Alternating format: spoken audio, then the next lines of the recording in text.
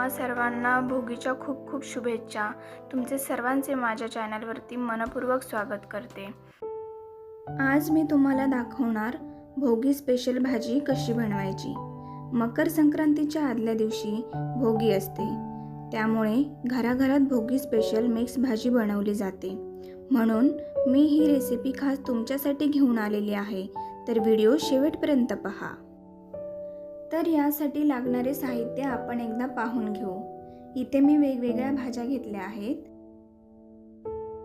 त्यामध्ये इथे आहे गाजर, फरसबी, पावटा, वांग, बटाटा, शेवग्याच्या शेंगा, बारीक चिरलेला कांदा, हिरवे मटर आणि बारीक चिरलेला टोमॅटो।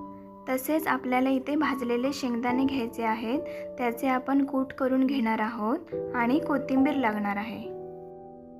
आता ही भाजी करण्यासाठी लागणारा मसाला पाहूयात।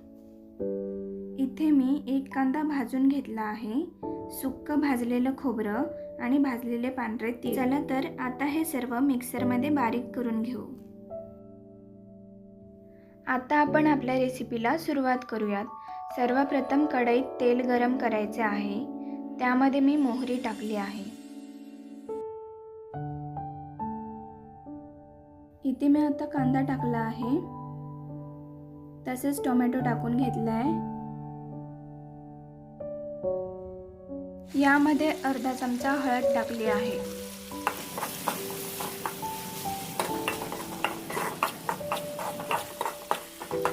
एक चमचा आले लसूण कोथिंबीरची पेस्ट टाकते।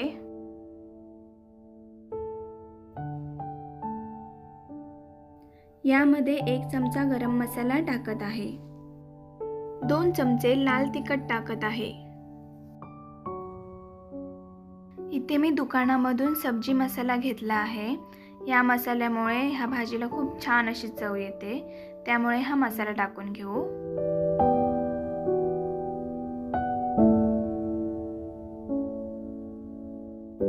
आता मिक्सरमध्ये लावलेला मसाला आपण यामध्ये टाकू।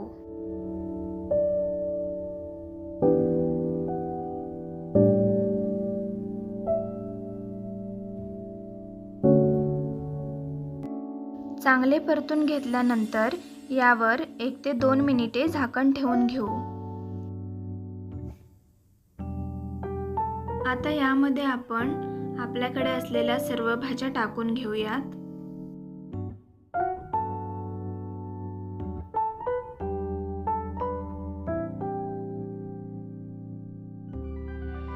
आणि चांगल्या प्रकारे मिक्स करून घेऊयात।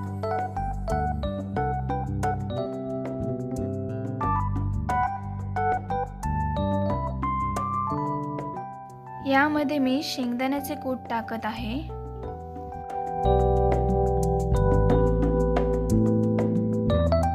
दोन ग्लास पाणी टाकत आहे।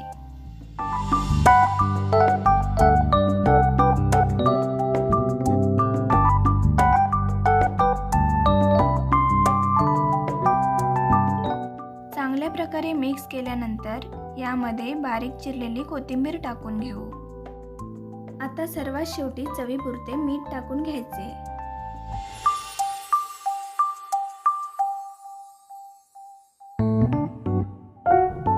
आता यावरती झाकण ठेवून 10 ते 15 मिनिटं ही भाजी शिजवून घ्यायची आहे। मध्येच ही भाजी 2 ते 3 वेळा आपल्याला ढवळत राहायची आहे।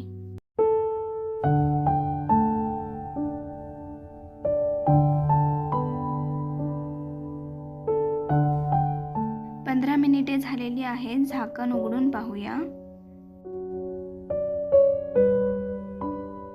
पाहू शकता आपली भाजी तयार झालेली आहे।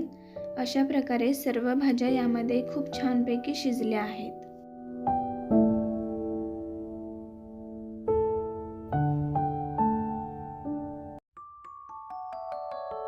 तर फ्रेंड्स, फायनली आपली भोगी स्पेशल भाजी तयार झाली आहे। ही रेसिपी कशी वाटली ते आम्हाला कमेंट करून सांगा आणि रेसिपी आवडली असल्यास व्हिडिओला लाईक करा, शेअर करा आणि सबस्क्राईब करायला विसरू नका।